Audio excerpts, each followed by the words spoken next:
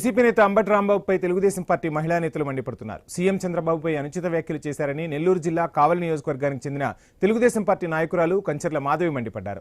అసభ్య పదజాలంతో మాట్లాడే నాయకులకు వెంకటేశ్వర స్వామి మంచి బుద్ధిని ప్రసాదించాలని కోరారు.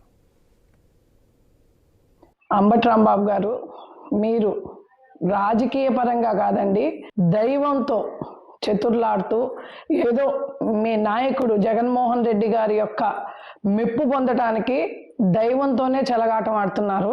మీ వయసుకి సంబంధించిన కాస్త పదజాలం అనేది దగ్గర పెట్టుకోండి.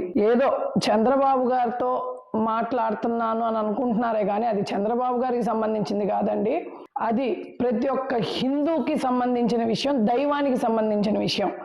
మీరు ఒక పార్టీలో ఉన్నారు, ఒక మంత్రిగా చేశారు, మీకు పెద్ద వయసు ఉంది, మీ వయసుకు తగ్గ మాటలే మాట్లాడుతున్నారా, లేకపోతే అంబటి రాంబాబు ఆంబోతు రాంబాబుగా మాట్లాడుతున్నాడా ఒక్కసారి ఆలోచించుకొని మాట్లాడండి.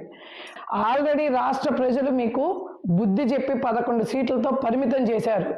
ఇంకా పార్టీ అసలు శాశ్వతంగా భూస్థాపితం చేసే రోజులైతే మీకు ముందు రోజుల్లో ఉన్నాయి.